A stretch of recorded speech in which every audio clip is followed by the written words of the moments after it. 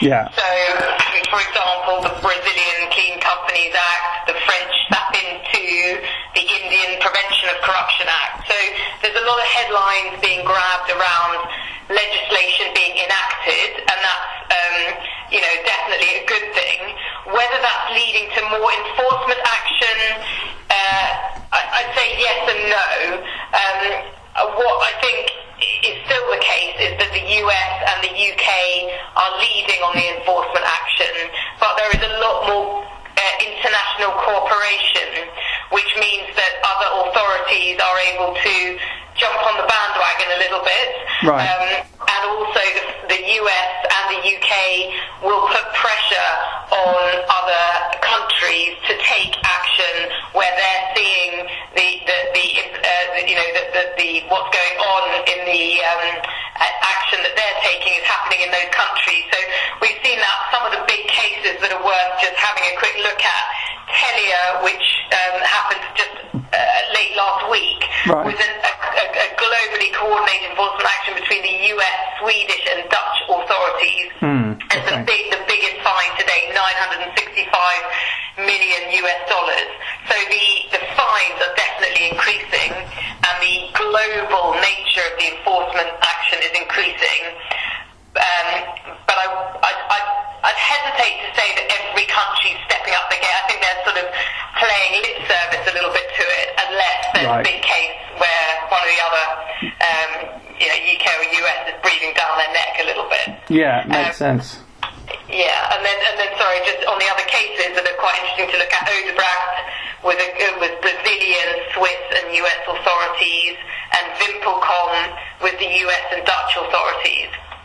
So you can see that trend starting to happen. There's some interesting spellings there. I'm guessing. Would you mind? What was the second one? So the second one is Odebrecht. It's Brazilian. ODE. Yeah. BRACHT. Okay, and then sorry, the third one. And the third one is Vimpelcom. VIMPELCOM. Brilliant, thank you. I'll look those up. Yeah. So, what are the key sort of takeaways for risk managers if you're running a business that's global? In terms of the evolution of this legislative landscape and in certain places the actual clamping down and fines, etc. What are the actions that companies need to take? I would say that what we are seeing is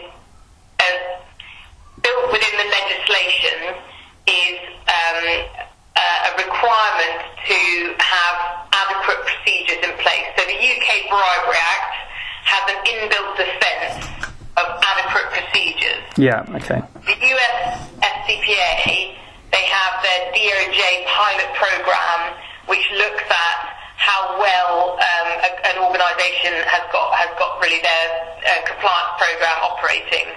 SAPAN 2 looks at, again, the compliance program, and the Brazil Clean Companies Act does.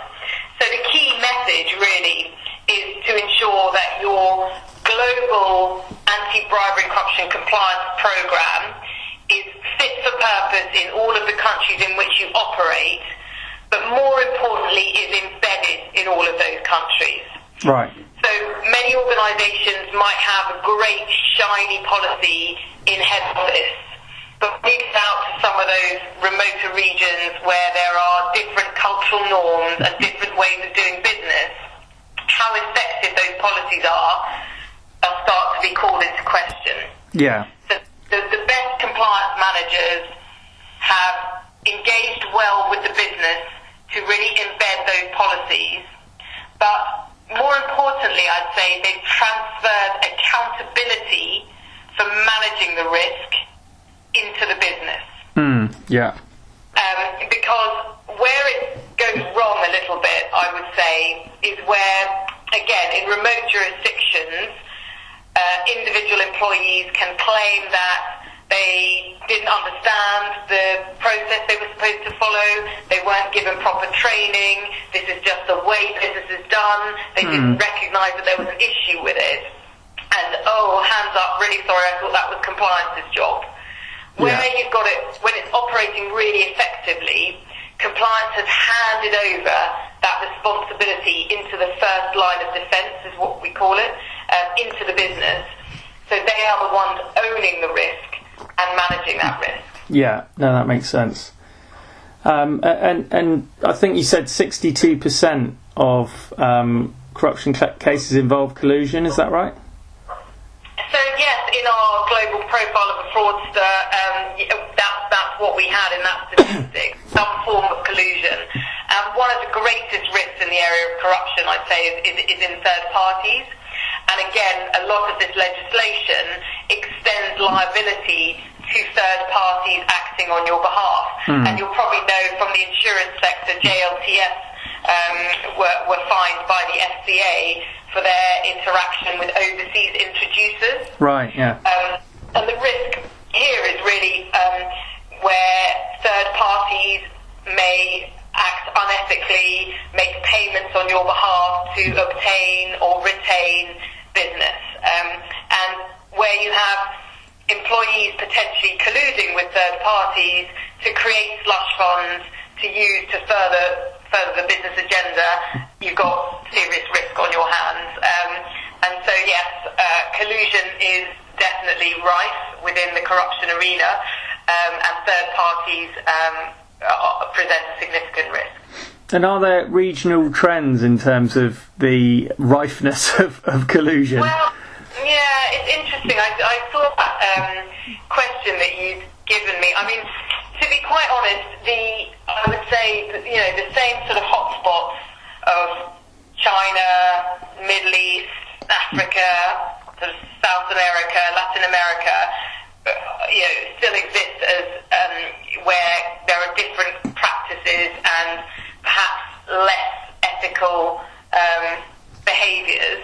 However, there are also, big cases in Europe and the US and the UK that I've certainly worked on that may not necessarily be in the public domain, but one that is Handelsbanken. Did you read about one of their, I think it was the chief executive, was accused of going elk hunting with the Finnish Prime Minister, and there were great claims that it was, bribery for them to get preferential treatment. Yeah. So I'm not sure I'd say regional trends. I think more interesting angle perhaps is the sectoral trends in different sectors where we're seeing the sort of hotspots of issues. So in financial services, hiring is an issue that's come out in the last sort of 2 or 3 years. JP Morgan were fined for the hiring of sons and daughters of prominent government officials in order to win business. Right. So everyone's now sort of looking at what's their hiring program and how do they mitigate the risk that they're going to hire someone solely to win business. And then within insurance, as I said, you've got things like overseas introducers bringing business to the insurance, to the brokers. In the life sciences sector, we've seen the big GSK case, where you've got they're called healthcare professionals who work in government state-owned hospitals and therefore fall within the definition of a government official. And these big life sciences companies using gifts, entertainment, hospitality to influence these healthcare professionals to favour their drugs or products over another.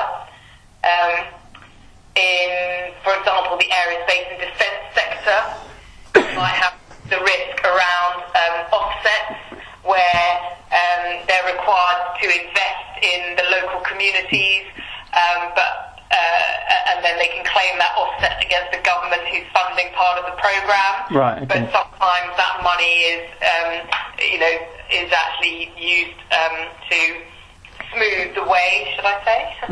Yeah. And in construction and oil and gas, again, it's all about middlemen. The Petrobras Brazilian case is probably an interesting one to look at there, but corruption at the highest level, and just backhanders and kickbacks